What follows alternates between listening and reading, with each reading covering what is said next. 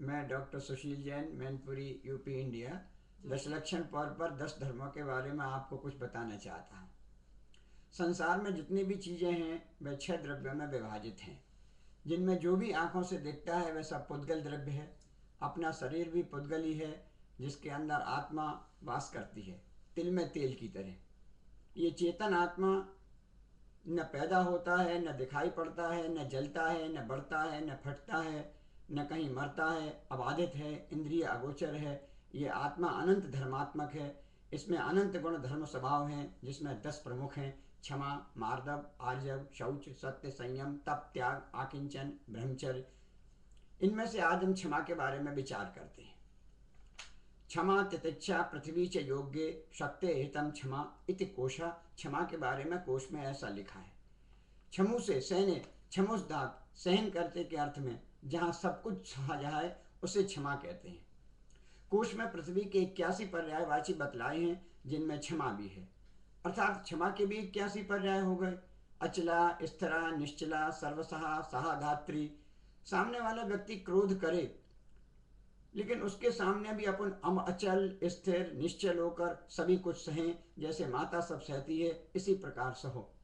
रत्न गर्भा, बीज प्रसूना। जिस प्रकार पृथ्वी के गर्भ में अनेकों रत्न छिपे हैं, उसी प्रकार क्षमा के अंदर अनेक प्रकार के रत्न छिपे हैं, और क्षमा अनेक धर्मों को उत्पन्न करने वाली है। संभव है कुपुत्र, असंभव है कुमाता। सज्जन दुर्जन सभी के आघातों को सहती जाती धरती माता रोम रोम में जब बस जाए ऐसी क्षमा, तो समझो जीवन का गणित को चमा। जिस प्रकार पृथ्वी सब कुछ सहती है, उसी प्रकार हमें भी सारे आक्रोश के वचनों को सहने का अभ्यास करना चाहिए। क्षमा शब्द 2 शब्दों से मिलकर बना है, छ और मा। छ अर्थ माने देखना, म माने आत्मा को। क्रोध के साक्षात बहिरंग कारण उपस्थित होने पर भी जब व्यक्तियों से प्रभावित न होकर क्रोध नहीं करता, no reply, no response, no anger, और उन विपरीत परिस्थितियों में भी अपनी आत्मा की ओर दृष्टिपात करते हुए सोचता है, ते कर्म पूरब किए खोटे, सहे क्यों नहीं जियरा। सामने वाला व्यक्ति अकारण भी क्रोध करे, उपहास करे, नुकसान करे, गाली दे, मारे, पीछे बंद व बद तक भी कर दे, तो भी कोई प्रतिकार नहीं, कोई उत्तर नहीं, कोई रिस्पॉन्स नहीं। बस शांत होकर अंतर की यात्रा में उतर कर वह व्यक्ति सोचता है, ये सब मेरे पूर्वोपार्जित अशुभ कर्म के उदय से हो रहा है, और जब तक अशुभ कर्म का उदय है मुझे ये सहना पड़ेगा।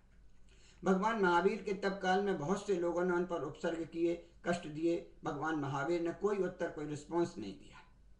भगवान बुद्ध कहीं जा रहे थे, एक व्यक्ति ने उन्हें बहुत गाली दी। गाली देते देते थक गया, पर बुद्ध उत्तेजित नहीं हुए, और जब वह चुप हो गया तो बुद्ध ने कहा, तुम मुझे कोई चीज़ दो और मैं स्वीकार न करूं तो किसकी रहेगी? तुमने मुझे इतनी गाली दी और मैंने उन गालियों को स्वीकार नहीं किया, तो वह गाली किसकी रही? उस व्यक्ति की आंखें खुल गई। ईसा को, क्राइस्ट को क्रॉस पर सूली पर लटकाया जा रहा था। उनसे पूछा तो उन लोगों ने कहा, तो क्राइस्ट ने कहा, इन लोगों को क्षमा कर देना, ये जानते नहीं कि ये क्या कर रहे हैं। सुकरात को, मीरा को विष का प्याला भेजा गया, और दोनों ने उस विष के प्याले को हंसते हंसते पी लिया, कोई उत्तर नहीं दिया। गुरवाणी में तो यहाँ तक लिखा, करणी क्षमा महातप जान, क्षमा सकल तीरथ स्नान, क्षमा करन ही देवो दान, क्षमा सकल नर की कल्याण। सॉरी कह देना, क्षमा मांगना बहुत सरल है, पर किसी को क्षमा करना, फॉरगिवनेस देना बहुत कठिन है। अपनी जिस गलती पर हम दूसरे से फौरन सॉरी कह देते हैं, उसी परिस्थिति पर हम दूसरे पर क्रोधित हो उठते हैं। अतः क्षमा मांगने से क्षमा करना बहुत कठिन है। इसीलिए कहा है, क्षमा वीरस्य भूषणम। हम अपने जीवन में क्षमा करने का अभ्यास करें। हम दूसरों पर ही नहीं, क्षमा हमें अपने पर भी कर दें। क्रोध की विकट परिस्थिति में जब हम क्रोधित हो जाते हैं, रोते हैं, पीटते हैं, मारते हैं, चीज़ें फेंकने लगते हैं, ब्लड प्रेशर बढ़ जाता है, धार्मिक क्रियाओं को छोड़ देते हैं, बोलना, मिलना जुलना, एक दूसरे के घर जाना बंद कर देते हैं, एक दूसरे के बात भी करना पसंद नहीं करते, ये सब अपने पर क्रोध का परिणाम है। कभी कभी तो ऐसी विकट परिस्थितियों में हम दूसरे को भी गोली मार देते हैं और अपने को भी गोली मार लेते हैं। शास्त्र की दृष्टि से देखते हैं तो आत्महत्या क्रोध की एक उच्चतम स्थिति है। ऐसी विकट परिस्थितियों में भी हमें अपने क्रोध पर क्षमा भाव धारण करना चाहिए। क्रोध को दबाने के लिए मौन धारण कर लेना या स्थान परिवर्तन कर देना ही श्रेष्ठ है। क्रोध से बचने का उपाय है, जब कोई कुछ कहे तो अपन उस समय तुरंत उसका उत्तर न दें, उसकी बात पर विचार करके थोड़ी बात उत्तर दें।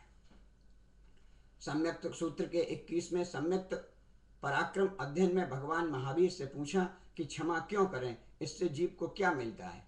वहां कहा, क्षमा करने से जीव मानसिक प्रसन्नता को प्राप्त होता है। वह ऐसे व्यक्ति सब जीवों को के साथ मैत्री भाव उत्पन्न करता है। मैत्री भाव जगत में मेरा सब जीवों से नित्य रहे।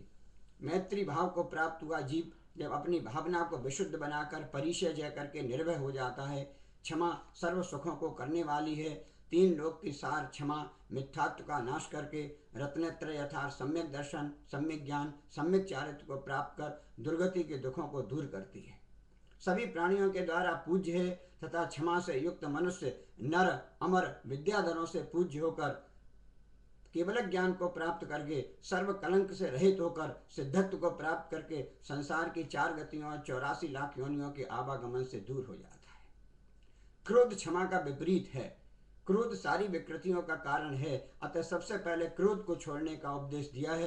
क्रोध में सामने वाले की सही बात भी अपने को सुनने को मन नहीं करता। विपरीत परिस्थितियों में भी साम्य भाव धारण रखना जीवन की सबसे बड़ी साधना है। क्षमा मानव जीवन का एक अंग है। जिसके जीवन में क्षमा नहीं, उसका जीवन दूषित है। क्रोधाग्नि सब कुछ नष्ट करने वाली है। उसे शांत करने के लिए क्षमा धारण करना अत्यंत आवश्यक है। यह जीवन का सूर है, व्रतों का भोर है।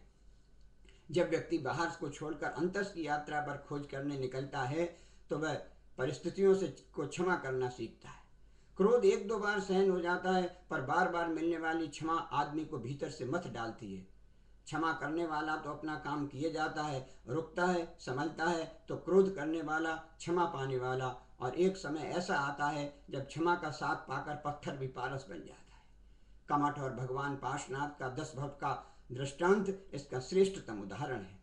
भाई की गलती, पार्श्वनाथ के जीवन में क्षमा, और पार्श्वनाथ के साथ 1 साइडेड बैर 1 भव नहीं 10 भव तक चला, लेकिन पार्श्व ने कभी भी अपने भाई के बैर का प्रतिकार नहीं किया।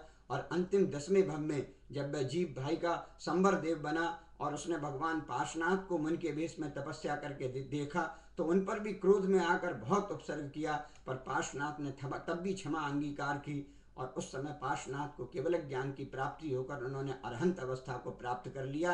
पार्श्वनाथ के लिए क्षमा तो सार्थक हुई, पर कमठ उस संबर देव के बैरी ने भी भगवान पार्श्वनाथ के चरणों में क्षमा मांगी और अपने मिथ्यात्व के खंडन का अवसर प्राप्त किया।